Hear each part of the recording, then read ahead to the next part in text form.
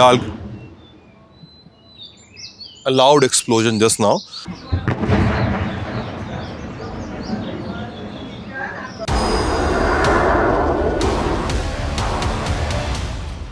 नमस्ते, मेरा नाम सिद्धांत है। इस समय सुबह के 5:15 बज रहे हैं। 10 मई की तारीख है और सुबह 5 बजे के आसपास से 4:30-5 बजे के आसपास से राजौरी के इलाके में हैवी शेलिंग सुनी जा सकती है। अगर आपको मेरे पीछे आवाज़ आ रही हो इस फीडबैक से तो लगातार हैवी शेलिंग पाकिस्तान की ओर से की जा रही है। यही नहीं, इंडिया की ओर से जो पोस्ट मौजूद हैं, इंडियन आर्मी जो है वो भी लगातार शेलिंग से जवाब दे रही है। शेलिंग से मेरा तात्पर्य ये है, जो बोफोर्स तोपें और जो आर्टिलरी गन्स होती हैं उनसे लगातार इंडियन पोस्ट पे और इंडिया के रिहायशी इलाकों में पाकिस्तान की ओर से लगातार फायरिंग की जा रही है। और भारत की ओर से लगातार स्विफ्ट और करेक्ट और संतुलित रिस्पांस भी दिया जा रहा है। आई डोंट नो कि अगर आपको मेरे पीछे आवाज़ आ रही है कि नहीं। कैमरे में आवाज़ आ रही है विजय? हाँ, क्योंकि लगातार अगर आपको एक्सप्लोजन के साउंड सुनाई दे रहे होंगे।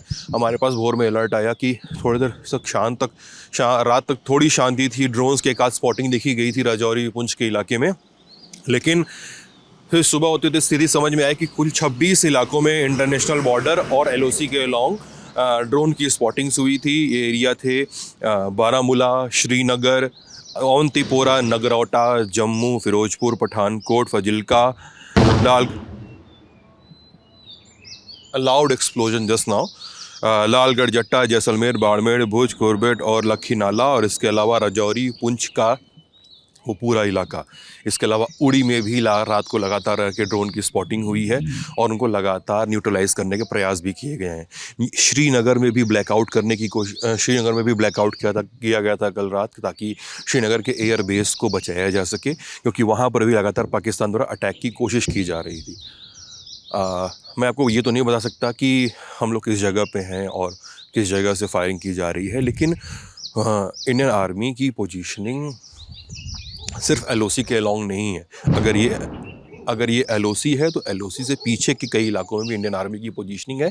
इवन रिहायशी इलाकों में भी अलग अलग जगह उन्होंने अपने बेसेस बनाए हुए हैं, और कई जगह वो सैम साइट्स भी हैं जहां से पाकिस्तान को लगातार इंटरसेप्ट किया जा रहा है। उनके ड्रोन्स को रोका जा रहा है, आर्टिलरी फायर किया जा रहा है। अगर आप देखें, ये समय है 5:15 बजे का। इस समय उजाला हो जाता है 4:30 पौने 5 बजे से इन इलाकों में उजाला दिखाई देने लगता है।